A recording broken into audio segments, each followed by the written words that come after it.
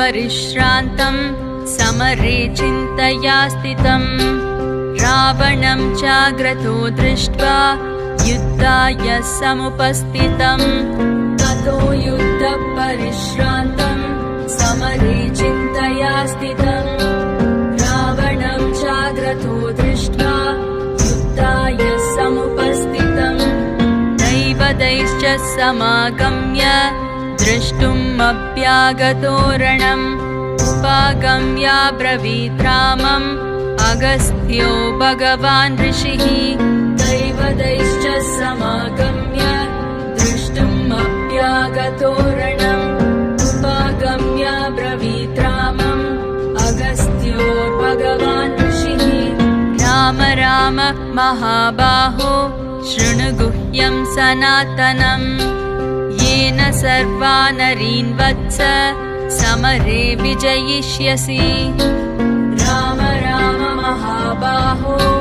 शृणु गुह्यं सनातनम् येन सर्वा नरीन् वत्स समरे विजयिष्यसि आदित्यः हृदयं पुण्यं सर्वशत्रुविनाशनम् जयावहं जपे नित्यम् अक्षय्यं परमं शिवम् आदित्यः हृदयं पुण्यं सर्वशत्रुविनाशनम् जयावहं जपे नित्यम् अक्षय्यं परमं शिवम् सर्वमङ्गलमाङ्गल्यं सर्वपापप्रणाशनम् चिन्ताशोकप्रशमनम्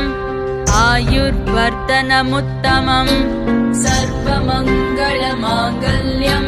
सर्वपापप्रणाशनम् चिन्ताशोकप्रशमनम् आयुर्वर्धनमुत्तमम् रश्मिमन्तं समुद्यन्तं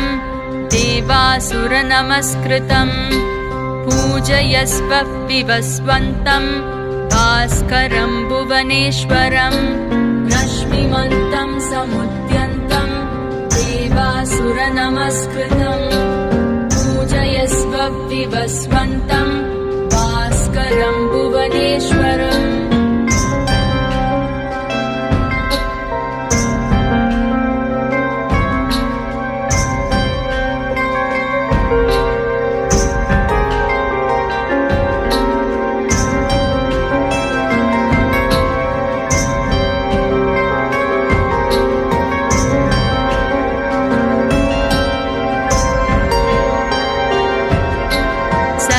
देवात्मको ह्येष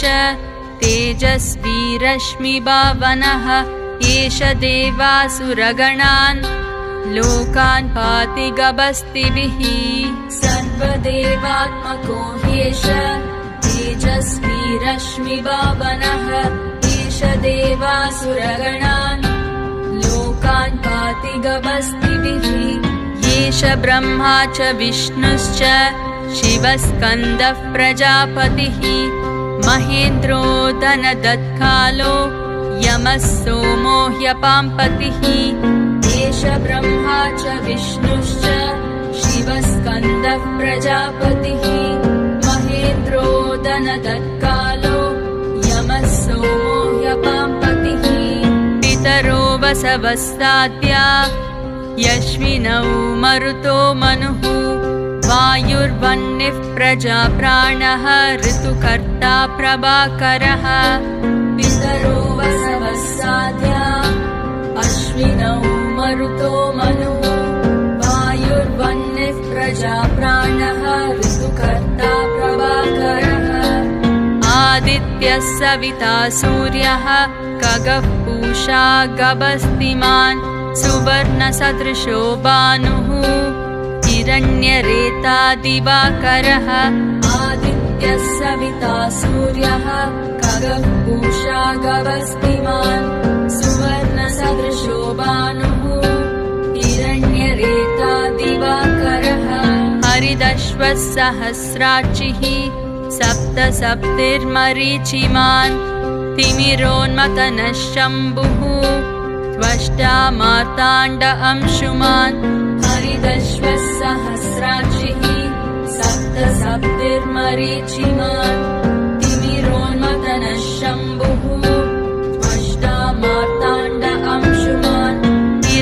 हिरण्यगर्भशिशिरः तपनो भास्करो रविः अग्निगर्भोदिते पुत्रः शङ्खशिशिरनाशनः हिरण्यगर्भशिशिरः तपनो भास्करो रविः अग्निगर्भोदिते पुत्रः शङ्खशिशिरनाशनः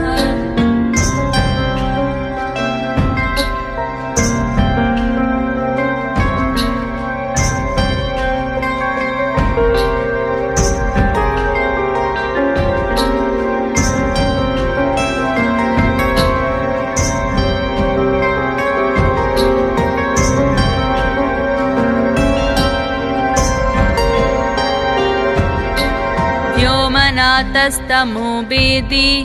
ऋग्यजुस्सामपारगः घनवृष्टिरपामित्रो विन्ध्यवीतिप्लवङ्गमः व्योमनाथस्तमो वेदी ऋग्यजुस्सामपारगः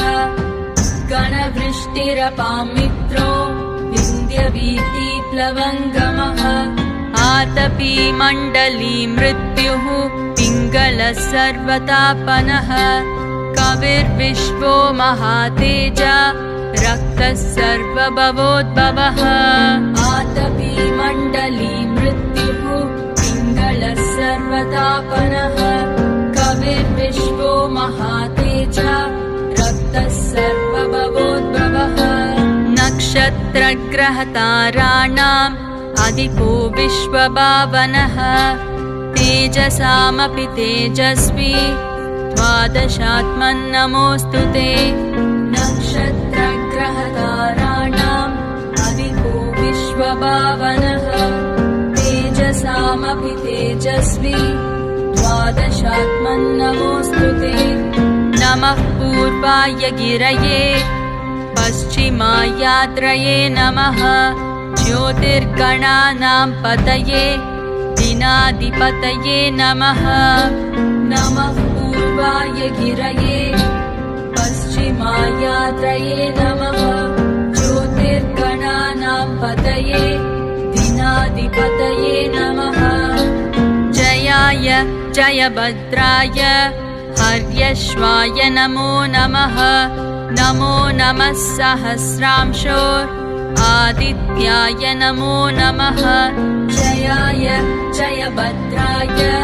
हर्यश्वाय नमो नमः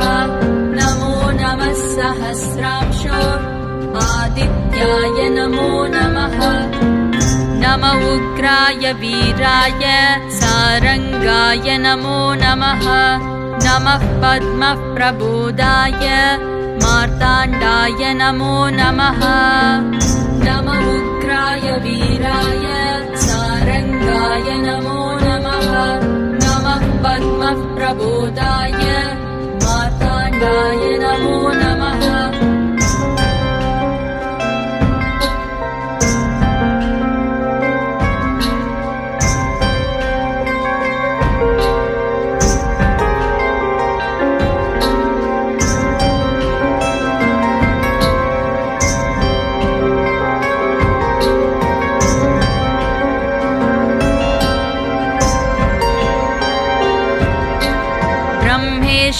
ब्रह्मेशानाच्युतेशाय सूर्यायादित्यवर्चसे भास्वते सर्वभक्षाय रौद्राय वपुषे नमः ब्रह्मेशानाच्युतेशाय सूर्यायादित्यवर्चसे भास्वते सर्वभक्षाय रौद्राय वपुषे नमः तमोघ्नाय हिमग्नाय शत्रुघ्नायातितात्मने कृतघ्नघ्नाय देवाय ज्योतिषां पतये नमः तमोघ्नाय हिमग्नाय शत्रुघ्नायातितात्मने कृतघ्नघ्नाय देवाय ज्योतिषां पतये नमः तप्तचामीकराभाय बन्धये विश्वकर्मणे नमस्तमोभिनिघ्नाय रुचये लोकसाक्षिणे तप्तचामीकराभाय बन्धये विश्वकर्मणे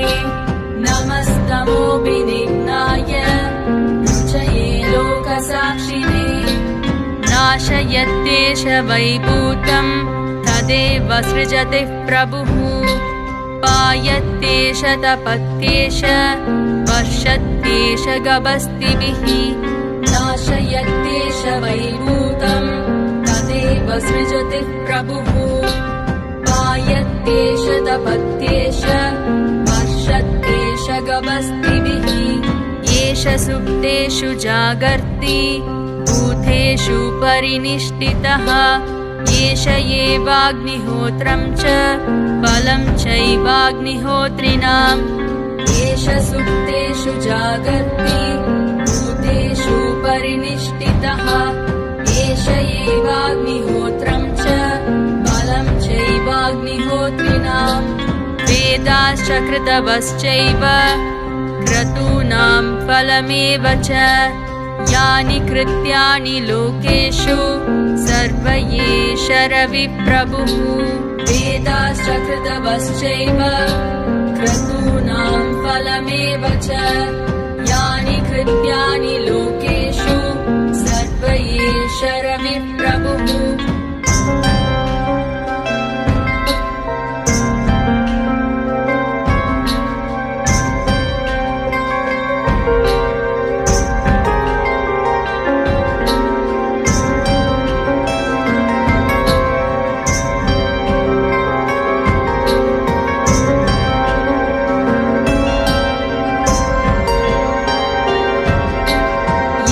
मापत्सु कृच्छ्रेषु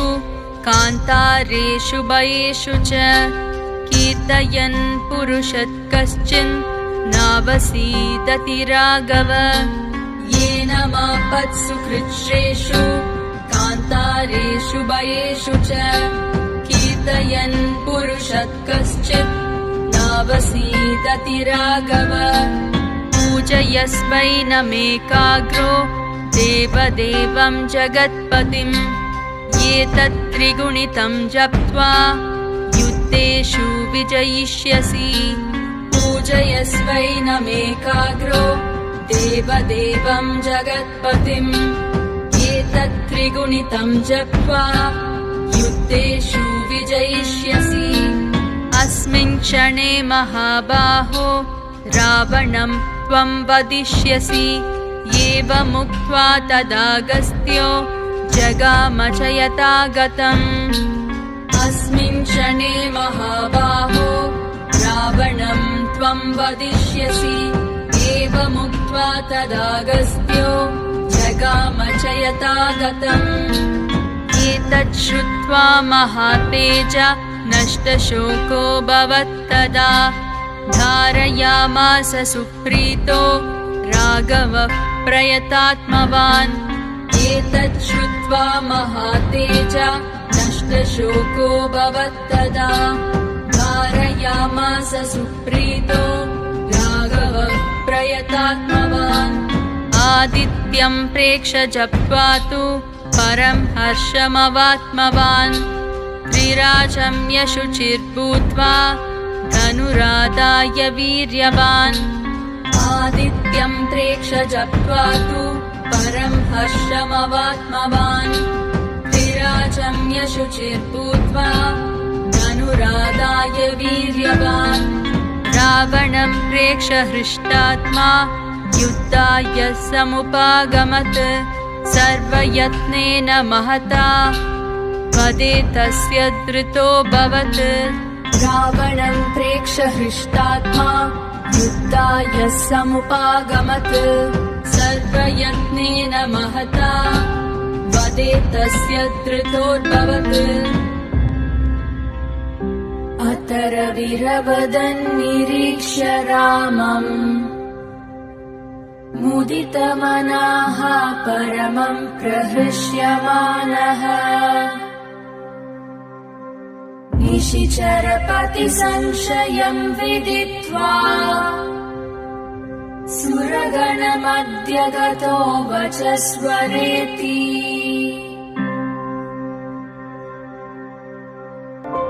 श्री आदित्यहृदयं स्तोत्रं सम्पूर्णम्